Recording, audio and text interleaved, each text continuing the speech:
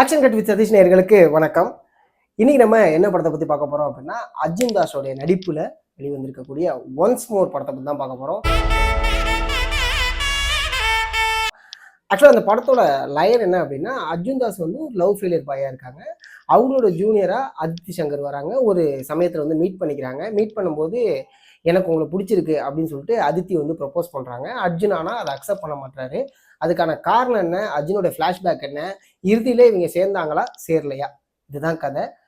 இது ஆக்சுவலா இவங்க ட்ரீட் பண்ண விதம் அப்படிங்கிறது வந்து பாத்தீங்கன்னா முழுக்க முழுக்க ஒரு மாதிரி பொயட்ரியா எடுத்துட்டு போயிருந்தாங்க. அது அது வந்து நல்லாவும் இருந்துச்சு. அதே சமயம் அது சில இடத்துல வந்து என்னடா ஒரு மாதிரி கொஞ்சம் ஸ்லோவா போகுதே அப்படிங்கிற மாதிரியான ஒரு ஃபீல் கொடுத்துது. இந்த படத்துல அர்ஜுன் தாஸ் வந்து அந்த கேரக்டரை ஓன் பண்ணிக்கிட்ட விதம், ஹேண்டில் பண்ண விதம் வந்து பாத்தீங்கன்னா ரொம்ப சட்டிலா, அதே சமயம் செகண்ட் ஹாஃப்ல ஒரு சேஞ்ச் ஒரு காமிக்கிறது, இது ரெண்டுமே வந்து அவர் காமிச்சது வந்து பாத்தீங்கன்னா இந்த படத்துல நமக்கு ரொம்ப ஃப்ரெஷ்ஷா இருக்கும்.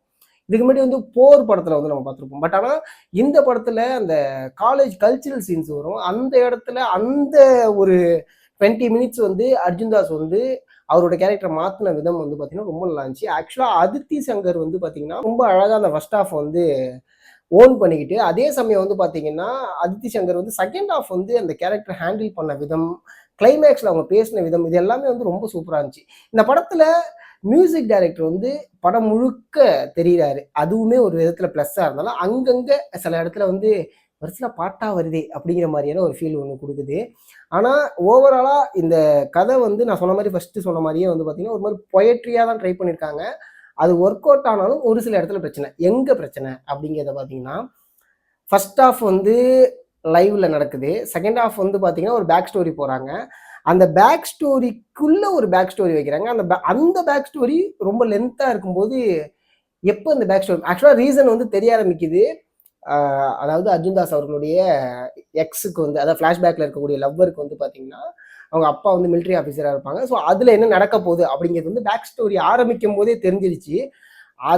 அதை வந்து தெரிஞ்சு ப்ரெடிக்டபிளா இருக்கக்கூடிய ஒரு சீனை இவ்வளவு தூரம் நகர்த்தி கொண்டு போயிருக்க வேணாமோ அப்படிங்கிற மாதிரி இருந்துச்சு.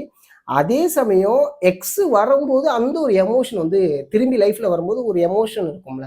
ஸோ அந்த எமோஷன் வந்து ஏதோ ஒரு இடத்துல கொஞ்சம் கொஞ்சம் கம்மியா இருக்கிற மாதிரி இருந்துச்சு. பட் ஆனா இந்த end of the day Arjun தாஸோட கேரக்டர் தான் இந்த படம் அப்படிங்கிற மாதிரி வச்சுக்கலாம். ஒரு லைஃப்ல, அதாவது லவ் லைஃப்ல இருந்து பிரேக்கப் ஆனவனுடைய வாழ்க்கை எப்படி மாறுது, அவனோட ஹாப்பினஸ் எப்படிலாம் ப்ரோக் ஆகுது, அதுலேருந்து அவன் இன்னொரு லைஃப்குள்ள டிராவல் ஆகுறது எந்த அளவுக்கு கஷ்டமா இருக்கு, யார் யாரெல்லாம் அவர் அவர் வந்து ஐ மீன் எதெல்லாம் அந்த கேரக்டர் வந்து சாக்ரிஃபைஸ் பண்ணிக்குது அப்படிங்கிற மாதிரி அந்த கேரக்டர் ஆர்க்க, ரெண்டு கேரக்டர் ஆர்க்குமே வந்து பார்த்தீங்கன்னா ரொம்ப சூப்பரான கேரக்டர் ஆர்க்கு தான். அர்ஜுன் தாஸோட கேரக்டர் ஆர்க்குமே கொண்டு வந்த விதமே, அந்த கேரக்டர் ஸ்ட்ரக்சருமே ரொம்ப நல்லா இருந்துச்சு. அதே மாதிரி வந்து பார்த்தீங்கன்னா அதித்தி சங்கருடைய கேரக்டர் ஸ்ட்ரக்சருமே ரொம்ப நல்லா இருந்துச்சு. ஆனா நான் ஃபர்ஸ்ட் சொன்ன மாதிரி கொஞ்சம் கம்மி பண்ணியிருக்கலாமோ அப்படிங்கிற, ஏன்னா ஒரு ஒரு டாக்கி படமா இருக்கும்போது அந்த டாக்கி வந்து ரொம்ப அதிகமாகவும் இருக்கக்கூடாது, அதே சமயம் கம்மியாகவும் இருந்துடக்கூடாது. மேனேஜ் பண்ற விதம் இருக்குல்ல, அது இந்த படத்துல எங்கேயோ ஒரு இடத்துல கொஞ்சம் விட்டுட்டாங்களோ அப்படின்னு தோணுச்சு.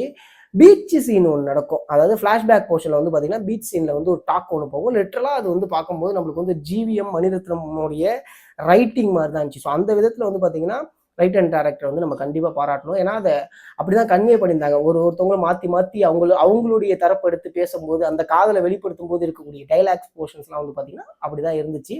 மியூசிக் டைரக்டர் சில இடத்தெல்லாம் பாட்டு வந்து நம்மள வந்து கொஞ்சம் ஃபாஸ்டா இருக்கு அப்படிங்கிற மாதிரி தோண வச்சுது. காரணம் என்ன, அது இந்த கல்ச்சுரல் போர்ஷன்லாம் லிட்டரலா கொஞ்சம் ஃபாஸ்டா போணுச்சு. அதனால கொஞ்சம் எங்கேஜிங் ஆனிச்சு. அதுக்கப்புறம் ஒரு ஸ்லோ டவுன், இந்த ஸ்லோ டவுன் பொயிட்ரியா ஹேண்டில் பண்ணதுனால அதை வந்து ஸ்லோ டவுன் ஆனிச்சா, இல்லை ரொம்ப டாக்கி, நான் ஃபர்ஸ்ட் சொன்ன மாதிரி ரொம்ப டாக்கிங்கா இருக்கக்கூடிய படத்துல வந்து இந்த மேனேஜ் பண்றது இருக்குல்ல, அதுல ஏதாவது சில விஷயங்கள் நடந்திருக்குமா அப்படிங்கிற ஒரு கேள்வி எல்லாருக்குமே இருந்துச்சு.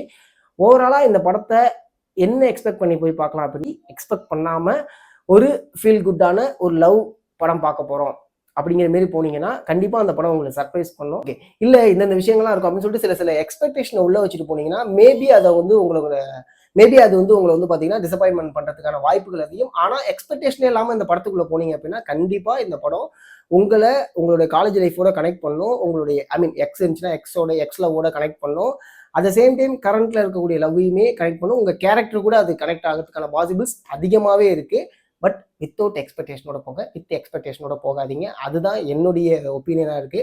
ஸோ நீங்க படம் பார்த்துருந்தீங்கன்னா உங்களுடைய கருத்துக்களை கமெண்ட் செக்ஷன்ல சொல்லுங்க. நன்றி, வணக்கம்.